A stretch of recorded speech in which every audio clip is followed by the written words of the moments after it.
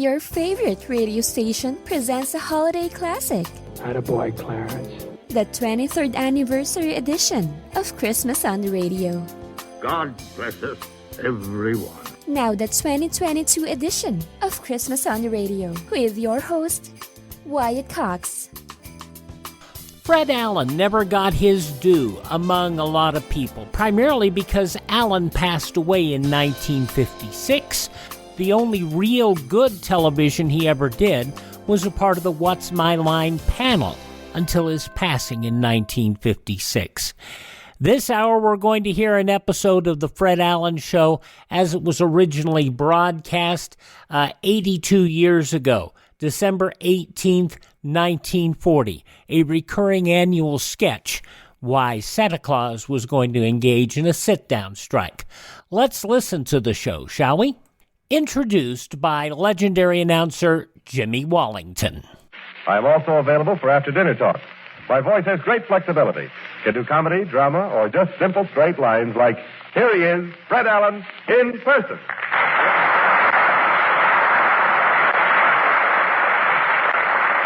Good evening, ladies and gentlemen, and thank you, Jimmy, for including me in your help wanted ad there. It was very nice of you. Well, I didn't think you'd mind, Fred. People hear so little about me on the program. Why, so little, Jimmy? Why, you positively dominate the entire end of the show. Why, when everyone else is through, you always say, isolated like, this is Jimmy Wallington. Yes, I know, but if it's a good show, people are laughing, so nobody hears it. And, if it's a bad show? Well, my name is the last thing people hear. I get the blame for it. Well, in other words, you feel that while you have played no part in laying the egg, you are left to cackle over it. You've got something there. Take it up with me later in a feed and grain store, where I'm going directly after to peddle tonight's... Oh, hello, Kenny. Hello, F.A. Say, can I ask a favor? Well, it all depends, Kenny. What is the favor? Well, I got to get away early tonight. Oh, you mean you won't have time for your song? Oh, I'll have time for my song, all right. It's just that I can't wait for my applause. Oh, you want your applause before you sing? Yes, if it's not too anticipatory. Well...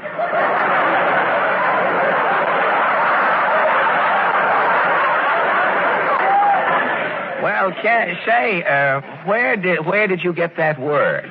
Phil Harris gave it to me for Christmas. Well, you left it in the stocking too long, Kenny. The sock has gone out of it. But about this applause business, the audience won't applaud, naturally, unless you sing your song. Oh, but the people don't applaud my whole song, F.A., just the last note.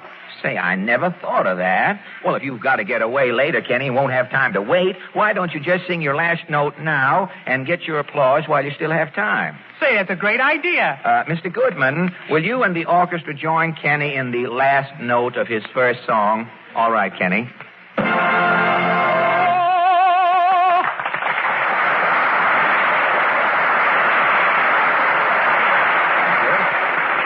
Thank you. You might get a job as vocalist on a spot announcement through this little thing. And on that musical promissory note, which leaves Kenny owing us all a song, we turn to the latest news of the week. The Texaco News presents its highlight from the world of news. New York City, New York. Columbia University holds conference on education for gifted children. At a meeting held last Friday, a group of young men and women, whom psychologists had hailed as child geniuses 20 years ago, appeared to tell what had happened to their genius status in later life. Tonight, Texaco News investigates the case histories of several other brilliant ex-children who will tell their stories here this evening. But first, we present an authority on child genius, Professor Midas Tate. Now, where do you teach, Professor? I am Professor of Applied Child Psychology at the Weehawken Day School for Abnormal Junior Intellects. And what are the fact that the person is in Weehawken means that the person has an abnormal intellect. Well, what are your duties around the school besides sweeping up, Professor? I pick out the kid geniuses. You select the geniuses? Well, with so many children going to school, how can you tell a genius? It's easy. I look only for kids with big heads. Oh, you mean that any child with a big head is a genius. Well, tell me, Professor, when you find a child genius, what do you do? I segregate him. Oh. Put him in a special class with other geniuses. Well, why? Well, you can't leave a genius in with a class of dope kids. It's dangerous. Well, how do you mean? Why, the kid genius starts smartening up them dope kids. Contamination sets in. All them dope kids will grow up smart. And you don't think that everyone should be smart? Yeah, you gotta have dopes. Who's gonna buy sweepstake tickets? Who's gonna borrow money from loan shops? Who's gonna bet on horse races? You gotta have dopes. Dopes is the backbone of the human race. In your opinion, Professor, when you find a genius... You should segregate him. Otherwise, he'll contaminate somebody. Well, thank you very much. Hey, you got a big head, brother. But I knew it looks good. Would you say that I was a genius, Professor? You're a dope if I ever seen one. Well, you picked up a following all of a sudden, I noticed. And get away from here before you contaminate me. And thank you, Professor Midas Tate. A young lady who was the talk of the Lower East Side as a child is Miss Stephanie Gittleman. You are a genius, Stephanie. If Stephanie Gittleman is a genius, it is not for me to say. That is for you to say. You've got a miscellaneous in the throat.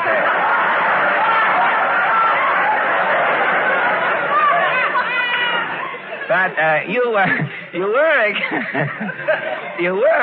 will have to admit that you were an exceptional youngster. At 5 years old, I am already going to high school. Well, you were 5 years old. Were you sighted as a child? Sighted, he says. At 6 years old, I am not only sighted, I am nearsighted. Really? At 7 years old, I am already wearing bifocals. Bifocals. But despite your bifocals, Stephanie, your academic progress was rapid. When did you finish college? At 9, I am graduating Bryn Morris. Bryn? A very popular school. Bryn is running the Morris clan on the side, I understand. Well, tell me, at Bryn Morris, were you a sorority member? Phi Beta Kaplan. Well, tell me, Stephanie, what have you been doing since you left college? Confidential and nothing.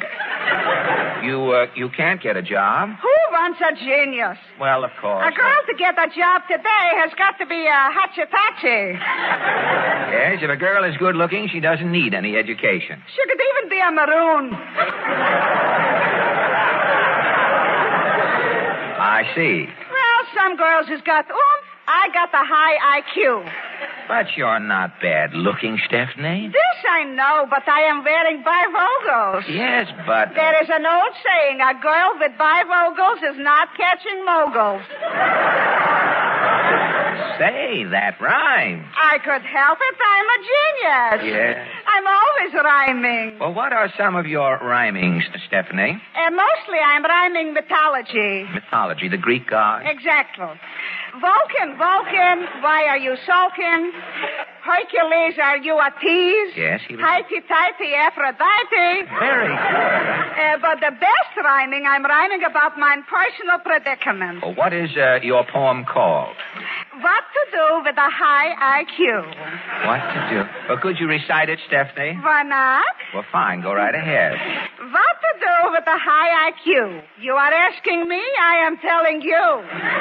The Eskimo in his cold igloo, the monkey jumping around in the zoo, they are happier than me, and I'm in who's who. Oh, what to do with a high IQ? Well, thank you very much. What to do with a high IQ? It will get you meat at the barbecue. It will help you pay off an IOU. It will get you a chance to pitch some wool. I'm laughing and it's on you. I am saying P.U. to a high IQ.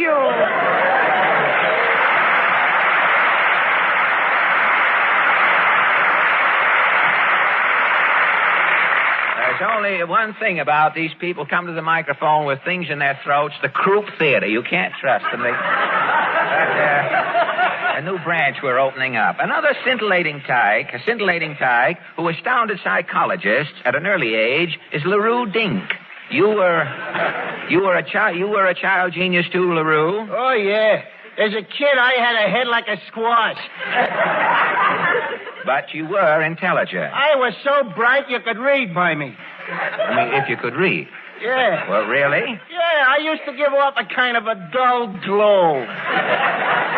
Well, when you got a glow, you got a glow. You were luminous. Could I help it? I was a genius. Well, now, what studies did you excel in, LaRue? Well, when I was 5, I was majoring in ichthyology, ipsicology, and speaking 9 languages. You don't say. Yeah, it was only one thing. I never was no good at arithmetic. What a pity. Yeah, you could say to me, veni, vidi, vici in Latin. I'd give you a civil answer. Such as? Probatum est. Well, that's fair enough. I mean, at your age, if you want to... You could say to me, comment allez-vous, LaRue, in French. And you'd answer? I'd peek around the edge of my baby buggy and say, je suis in the pink, êtes-vous? Remarkable. Yeah, but if you said to me, LaRue, how much is 2 and 2, I was sunk. You couldn't compute? I'm a genius, but I ain't no good at arithmetic. If I'd have been born a halfwit, I'd have been better off. Well, what are you doing today? I'm doing 20 years. Yeah, the warden let me out just for tonight. You, LaRue Dink, a child prodigy, ended up in jail? Yeah, it was my old nemesis. How do you mean? Well, I've been working as a teller in a bank. Yes? Last month, I'm $20,000 short. Proving? I still ain't no good at arithmetic. Condolences, and thank you. Young boy, what is your name again, Spratt? Kenny Baker. Were you a child genius, Mr. Baker? No, and I ain't any too bright today. It says here. What brings you to our microphone at this time, Mr. Baker? I'm about to sing a song. And the name of the song is? Meanie. Meanie. Well, let's mow, Mr. Goodman.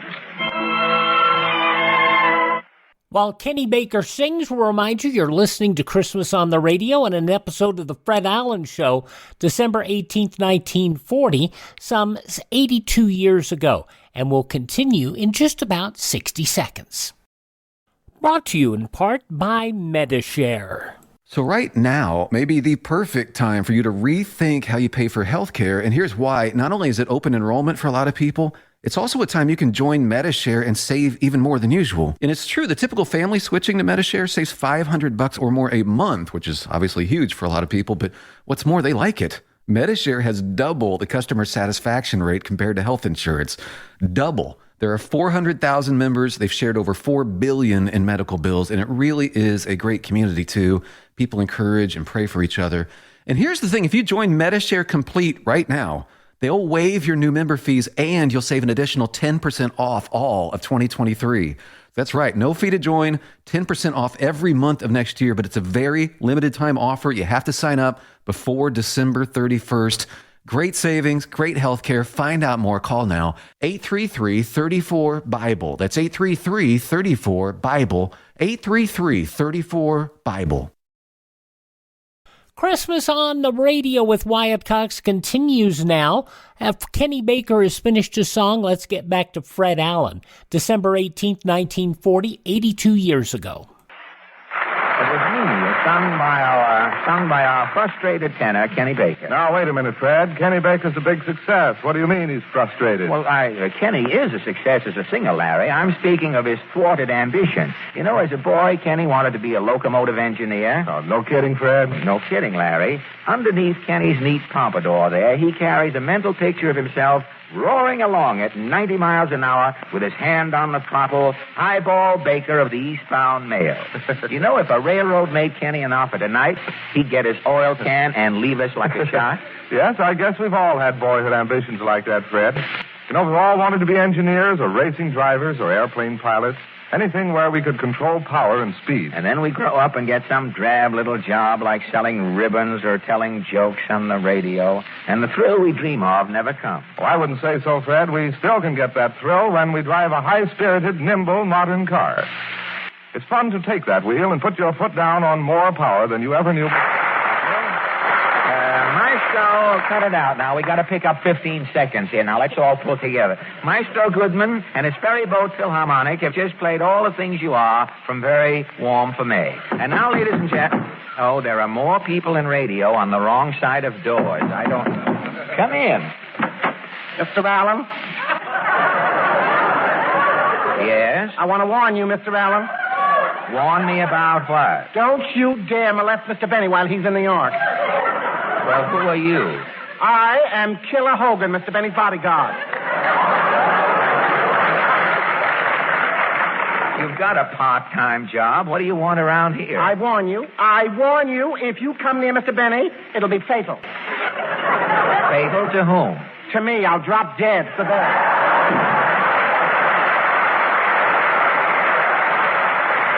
Benny's bodyguard. He borrows the bouncer from some tea shop that's in receivership and tries to throw a scare into... Oh, hello, Portland. Hello.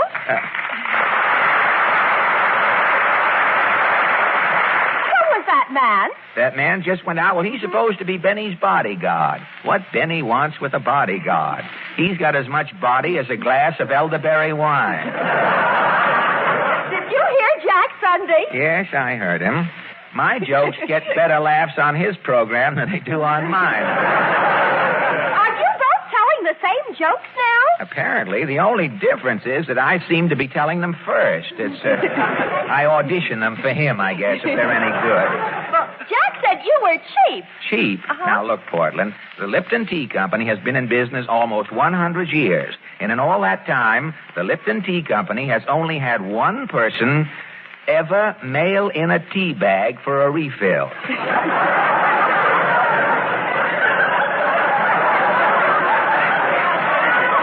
And that person is the man who deigns to call me cheap. And if Benny's stenographer didn't get that joke, she can call up and I'll tell it over again. Oh, I don't think Jack's that cheap. Look, do you know why Benny is sway-backed and his eyes are bad? Why? Well, you know that little light that's always on inside of a Frigidaire? Yes. Well, Benny can't bear to think of that little light going to waste. So he crawls inside of his icebox to read.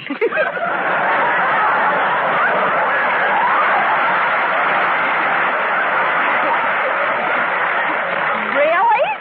Why, any night that you are in Benny's house and you see him put on his overcoat, his coonskin hat, and his mittens, and then pick up the evening paper, he's off to the icebox to read.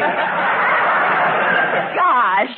Well, he generally wets his right mitten before he gets in to turn over the pages of the paper, this wet flap he has on the end of his sleeve.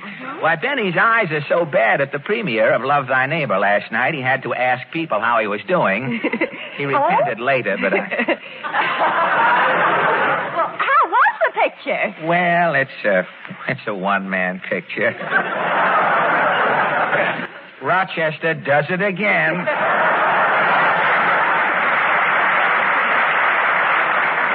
But Mary Martin is swell. Benny plays himself in the picture. He's badly miscast.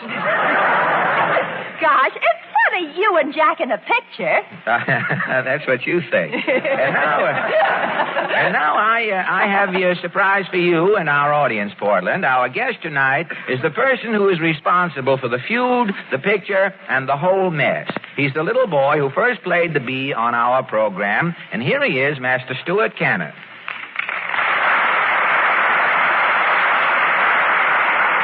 Good evening, Stuart. Good evening, Mr. Allen. Well, you've changed quite a bit since I saw you last, Stuart. How old are you now? 14. Say, even your voice has changed, hasn't it? Stuart, when you played the bee on our program some years ago, you didn't know what you were starting, did you? No, Mr. Allen. You still play the violin? Yes, I do. Silly question when you've got it with you. I mean, I knew it wasn't ornamental. That you... Well, the grisly repercussions of your last appearance with me didn't cause you to renounce the Stradivarius and abandon your symphonic aspirations. No, Mr. Allen. I'm quite in earnest about becoming a concert violinist. Would you play in public at all, Stuart? Yes, I'm concertmaster of our high school orchestra, and I also play in the orchestra at the Henry Street Settlement Music School. Well, good for you. You're still studying, of course. Yes, Mr. Allen. I spend 3 to 4 hours every day practicing. Well, that's fine. 4 years ago, your playing made Major Bow's bait out of Benny. What would it do to him today? Oh, I don't think Mr. Benny is such a bad violinist, Mr. Allen. Oh, come, Stuart. You don't have to show any professional courtesy around here. Now, you know perfectly well when Benny starts to saw on that melody sarcophagus of his. It sounds like a she-wildcat defending her young. Benny, a violin player, Stuart, after all. He's been playing the violin 30 years and still has trouble getting it out of the case. But after all, Mr. Benny's a brother musician, Mr. Allen. Well, of course, if you insist on being loyal, Stuart. Say, tell me, has anything exciting happened to you in the last 4 years? No, nothing special. But then 4 years isn't such a long time. No, Stuart, 4 years isn't a long time. Unless you're a Republican.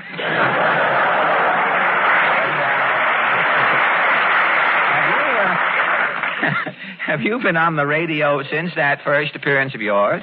Yes, I appeared on the summer show with Harry Von Zell, and another time I won a contest for young violinists and played on a program with Jeanette MacDonald. Why, as radio goes, you're practically Rubinoff in short pants. Well, when you realized, Stuart, that through getting mixed up with Benny and me, you became the innocent instigator of many embarrassing and far-flung events, don't you feel a little guilty sometimes? How do you mean, Mr. Allen? Well, look, Stuart, now you came on our program 4 years ago, and you played the B on your little violin. Now, you didn't mean any harm. You were just a small boy trying to get along in E-flat. So what happens? I make a casual remark to the effect that a certain party could never play the B. He replies that he can. Bad jokes begin to clutter the air. Sponsors are paying a fortune for radio time so the gags can be told. Finally, Benny plays the B, sets the violin back 400 years. But does the feud end there? No, sir. It keeps going till Paramount Pictures gets wind of it. They fetch Benny and me out to Hollywood to make a movie. Millions of dollars have been spent. Hundreds of people have worked their heads off. And the whole nation has been in a state of flux for 4 years. Now, all this has happened, Stuart Canin, because in December 1936, you tucked a fiddle under your little chin and played a piece called the B. Now, how do you feel? Gosh, it's a wonder I haven't been arrested. As long as Benny and I are still loose, you don't have to worry. But before you go, you're going to play something for us, aren't you? Yes, I'd like to. Well, what piece have you selected? Well, I'm kind of scared to tell you, Mr. Allen. Don't tell me it's the eBay. Yes, it is. Well, all right. Ladies and gentlemen, Stuart Canin will now complete the cycle he began 4 years ago by playing Schubert's The Bee.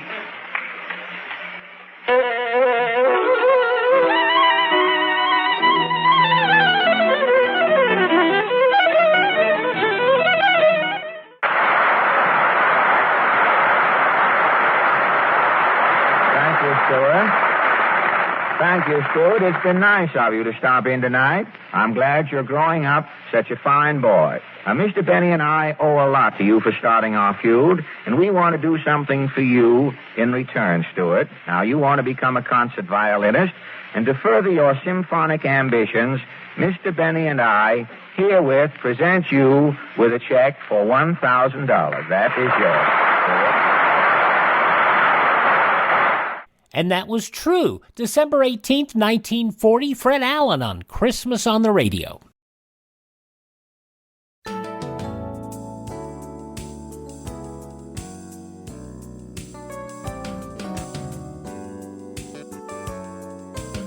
Christmas on the Radio continues, now with your host, Wyatt Cox. The story Fred Allen told about how the Jack Benny feud got started was absolutely factual, and I hope you enjoyed it. More of the Fred Allen Show, December 18th, 1940, going back 82 years. What is the matter with Kenny this evening? He hasn't played with his yo-yo all night long. He's just been sitting over in the corner pouting. Well, Kenny feels pretty bad, Mr. Allen. His colic again, or his rickets back, are they?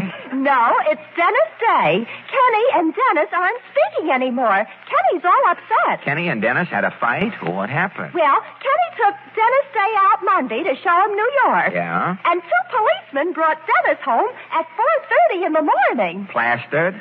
No, deserted. Kenny left Dennis in the Statue of Liberty. He left him in the statue? What brought that on?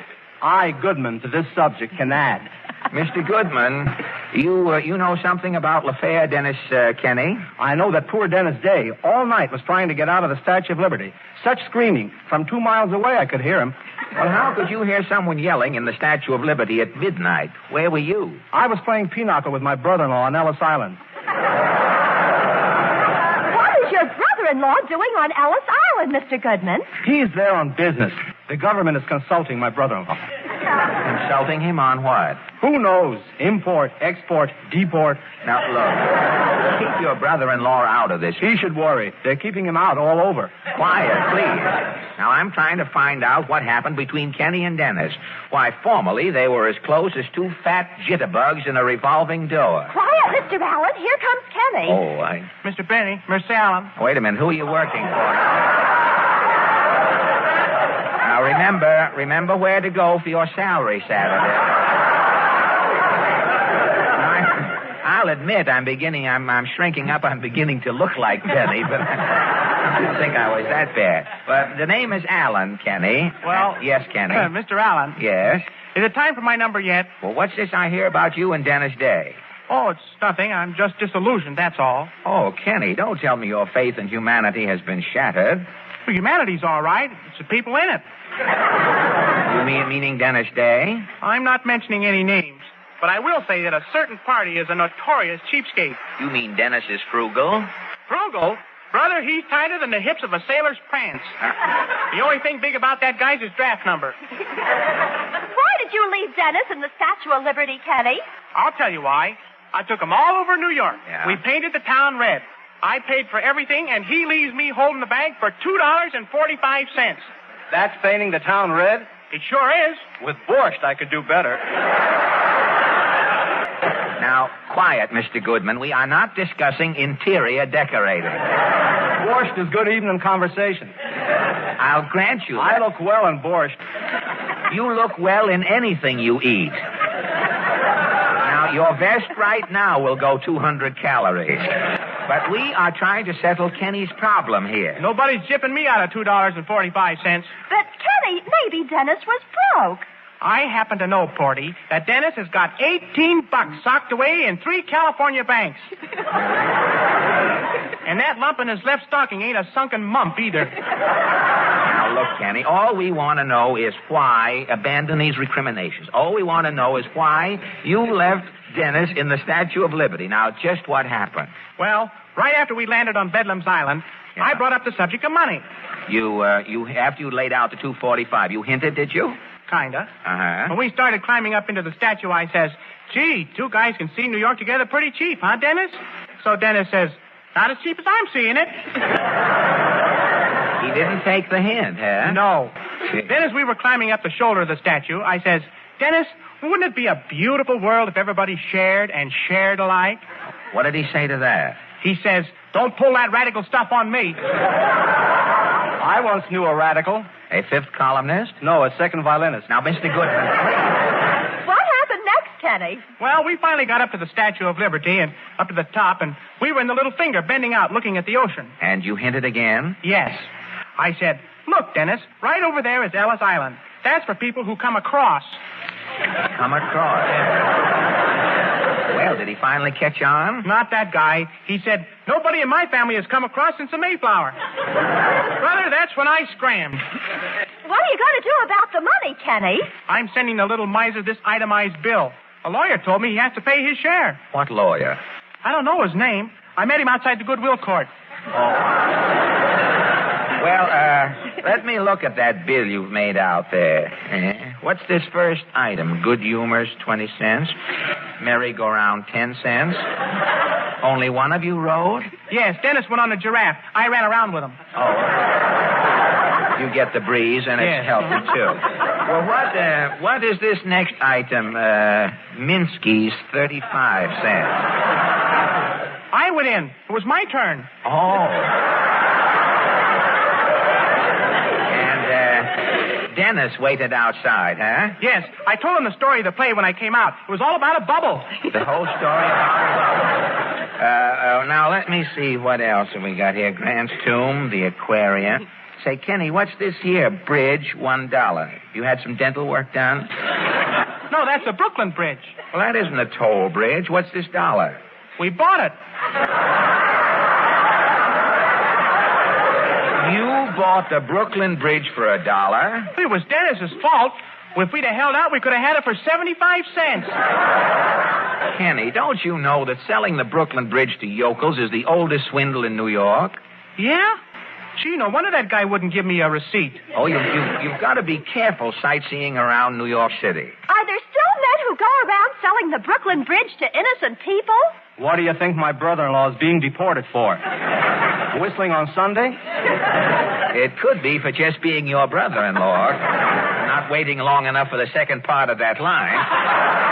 Now, look, Kenny, why don't you forget the $2.45 and write Dennis a note. Just tell him you're sorry you left him in the Statue of Liberty. Do you think I should? Oh, why, certainly. After all, you had a good time with Dennis. Go ahead and dictate a note, Kenny. Sure. I'll write it down for you. Okay. Dear D.D. D.D.? That's Dennis Day. It's also a dirty double-crosser. Now, wait. You're friends. That's right, I forgot. Yes, now go ahead with your letter, Kenny. I'm awful sorry about leaving you in the finger of the Statue of Liberty. Now, that's good. That's nice. I just want to tell you, Dennis, that I had a swell time while you're here in New York. I don't think about the $2.45 anymore, except when I'm awake. Well, that'll make me feel better. Now, go ahead, Kenny. I've got bad news for you, Dennis. Mr. Allen just told me we were swindled when we bought the Brooklyn Bridge. We don't own it at all. Go on, Kenny. But don't worry, Dennis. The next time you come to New York, you can ride all over town on the new 6th Avenue subway absolutely free. But you can't ride free on the subway, Kenny. It costs a nickel. Not for the owner, it doesn't. You bought the 6th Avenue subway? I snapped it up Saturday night just before it opened. Just before? The man didn't think it was going to work, so he sold it to me cheap. I give up. And now, ladies and gentlemen, for the first time in the history of radio, the president of a great subway system steps up to the microphone and sings Dream Valley.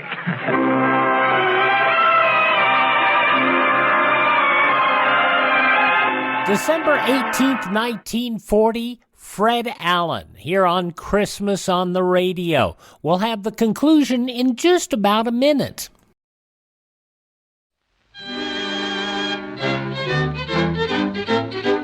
And here's the Cinnamon Bear. The oldest known children's Christmas serial in radio history, The Cinnamon Bear, featuring some of the most popular actors in radio history, including Elliot Lewis, Joseph Kearns, Verna Felton, Lou Merrill, Frank Nelson, Howard McNear, and child actress Barbara Jean Wong. 85 years later, this series of Judy and Jimmy traveling to Maybeland to recover their silver star still fascinates youngsters of all ages. Now we're offering the entire 26-episode series of The Cinnamon Bear via download for a Buy Me a Coffee donation of $10 or more at classicradio.stream. Support Classic Radio Theater and have The Cinnamon Bear for your family to enjoy for years to come. Go to classicradio.stream and donate $10 or more, and I'll send you a link for immediate download. classicradio.stream.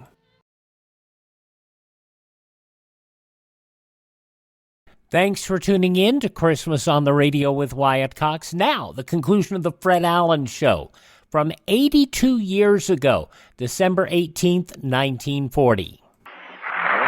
With all the sound and fury over the picture Love Thy Neighbor, there remains one little man whose contribution has gone unrecognized until now. He's Mr. Seymour Undertow. Now, just what was it you did in Love Thy Neighbor, Seymour? Me? I sunk. You sunk where? In that motorboat sequence in the picture. You know, the director wanted some background atmosphere. You know, a guy fishing, a couple of kids wading, another guy drowning. Oh, and you were cast for the drowning man? Yeah, they're shooting the scene. I'm out there in the water splashing and struggling. The director yelled, drown. Down I go. Boy, what a performance. Well, I don't remember seeing you in the picture. Oh, you didn't? Didn't you notice that little white cap off of the starboard bow of the motorboat? That white cap was you? Yeah, they said I didn't put enough life in my dying.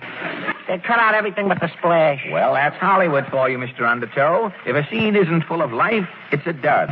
As that renowned M.D., Master of Duds, James Wallington often puts it, Hollywood motion picture directors know the value of action.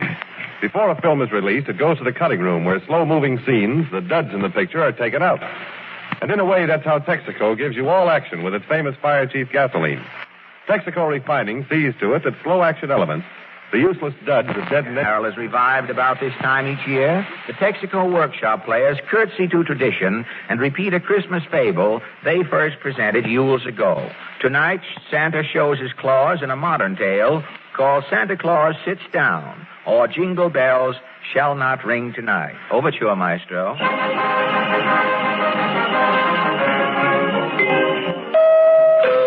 This is station NG. Good evening, friends. The makers of Magno, the magnified mousetrap for nearsighted mice, bring you the exciting quiz program, Double or Leave It. Attention, please. We interrupt the exciting quiz program, Double or Leave It, to bring you a bulletin from the Assassinated News Service. Flash! Santa Claus will not ride this Christmas.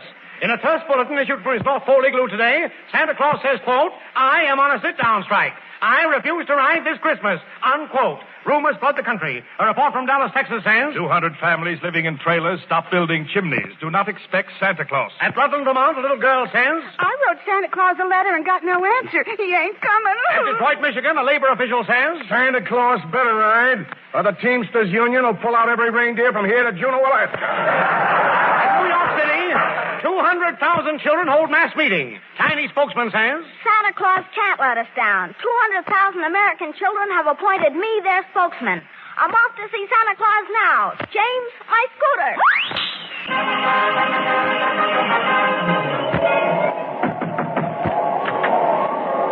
Well, come in, little boy. What are you doing way up here at the North Pole?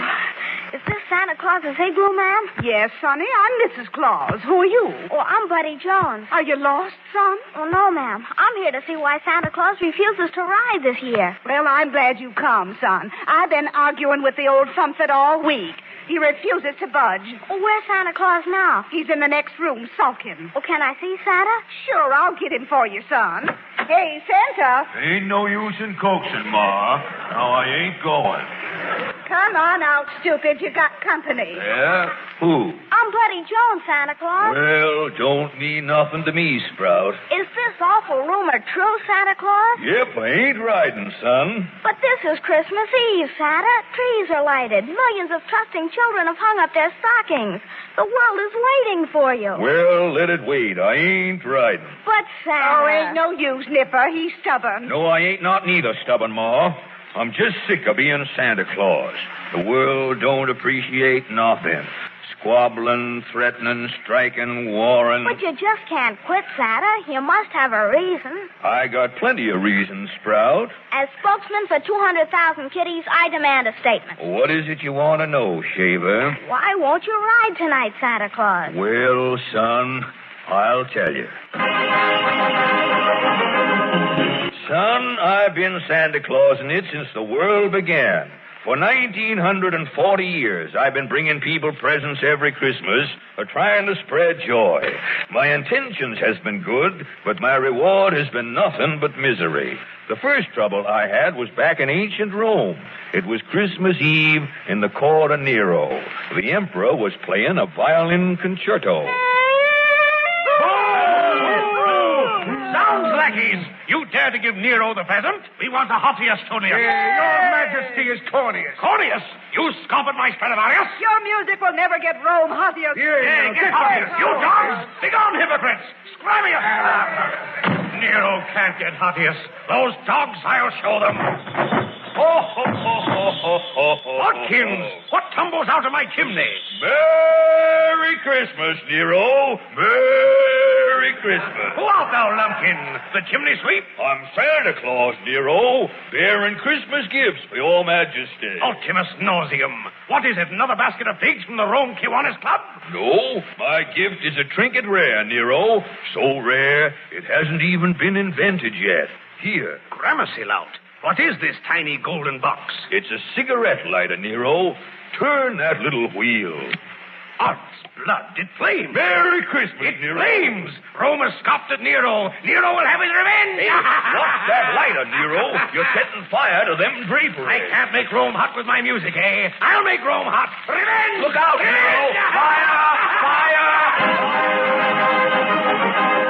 So you see, son, if it wasn't for Santa Claus, Rome wouldn't have burned. Gosh, that was too bad, Santa. There I was, trying to spread good cheer, and what did I get? The first hot foot in history. But that was 2,000 years ago, Santa Claus.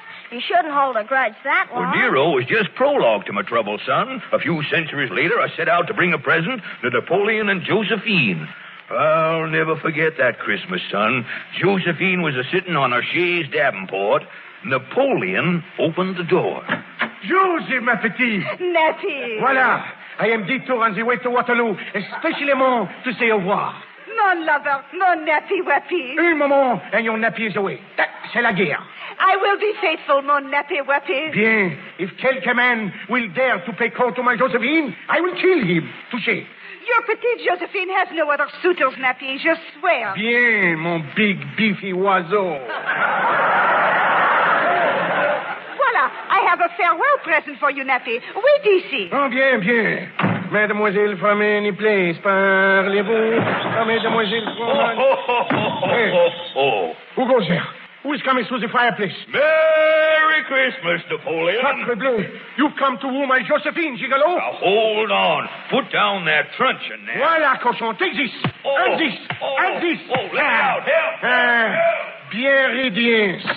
Your little show returns, Nappy. Ah, with the mistletoe, you sly pussycat. Yes, it's Christmas Eve. What can be keeping Santa Claus? Santa, mon doux. You are expecting the chap in the red suit? Oui, Nappy. Don't you think Santa Claus will come? Not tonight, Josephine. Yes, son. Napoleon gave me a concussion that Christmas. Running out of the castle, I fell in a moat. My ermine got wet and come to life. My collar and one cuff got away. But you can't stay mad at the world because years ago a Frenchman mussed you up, Santa Claus. Well, things has happened since, son. Another Christmas, I got a raw deal in a suburb of England. It was called the American Colonies. I dropped in at the house of a scapegoat named Paul Revere. The cottage had no chimney, so I looked in the window. Mrs. Revere was preparing a turkey. Paul come limping into the room. Christmas dinner ready, Effie? Yes, Paul. Pull up a chair. Set my plate on the mantelpiece.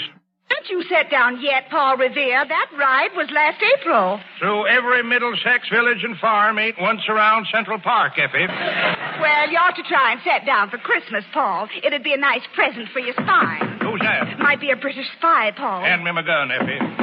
Who's there, Whig or Tory? Merry Christmas, Paul Revere. It's Santa Claus. So what? I've got your Christmas present, Paul. It's a cushion stuffed with fuzz from Delaware peaches. For me to sit on? You bet. Don't let him in. Sounds mighty tempting, Effie. Might be some British trick, Paul. No, I'm Santa Claus, Mrs. Revere. Open up. I got my gun, Effie. I'll open the door a crack.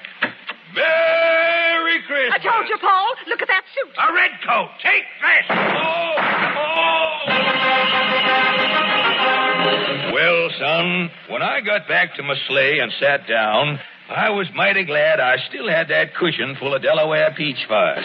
You see, son, the world's given old Santa plenty of trouble. It sure has done you dirt, Santa. But nobody dare abuse Santa Claus today. Well, there's where you're wrong, son. Only last week I was previewing a visit. I went down to a place called Washington, D.C. Well, I got mixed up and went down the wrong chimney. I come out in some office. I was going to wish the man a Merry Christmas when he yelled at me. What are you doing here? How much money do you want? Now, I ain't no senator. I'm Santa Claus. Oh, yeah, the State Department's looking for you. You're through. Through? I ain't even started. You're washed up, Santa Claus. The government's ruled you're too slow for this job. You're a bottleneck. Now, hold on. You fellas gummed up Thanksgiving, but you ain't monkeying around with Christmas. It's all settled, Claus. It's all settled. Turn in your sleigh and reindeer to the FBI. Here's your receipt. Well, you can't legislate me. I'm a mythical character. Being a friend of Wendell's won't help you. It ain't right. After 1,940 years, you can't plow Santa Claus under. I got something to say. Oh, a fifth columnist, huh? I'll take care of you. Yes, Chief. The works, Bildad. Okay, Chief. Here's your subpoena, Fatty. Subpoena for what? You're wearing a red suit, Fat. What about it? Wearing a red suit ain't never been a crime. It is today. Let's go. Now, hold on, mister. Who are you? I'm a member of the Dice Committee. Gee, Santa, you certainly had a lot of trouble. Well, that's why my spirit's broken, son. Being Santa Claus is just a pain in one century after the other. I'm through. Please don't say that, Santa. Have pity on us kids. We'll have no toys. Santa ain't a-moving, son. This is one Christmas I'm gonna enjoy in peace. What's that clock striking? It's 12 o'clock. It is, eh? Well... It's Christmas Day, Santa Claus. Don't mean nothing to me. I'm taking it easy. I'm sitting right here. Won't you change your mind, Santa? I ain't getting kicked around again this Christmas. Please, Santa Claus. Hey, Ma. Yes, Santa. Where's my mittens, my bag, my reindeer, my sleeve? Santa. Yep, I'm a-going, Ma. I'm a Santa Claus. I've changed my mind, son. Oh, thank you, Santa. Christmas ain't Christmas without Santa Claus. I'm giving the world one more chance. Can I have a statement for all of the kiddies, Santa? You bet you can, son. Just say, it's Merry Christmas.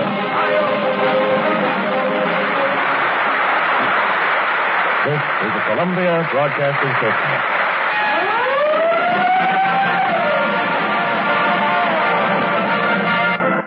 Fred Allen did that every year on his radio show, and it was always a delight, giving the world one more year to get it right. And, of course, on the cusp of America's involvement in World War II, it had to be a little tenuous, don't you know?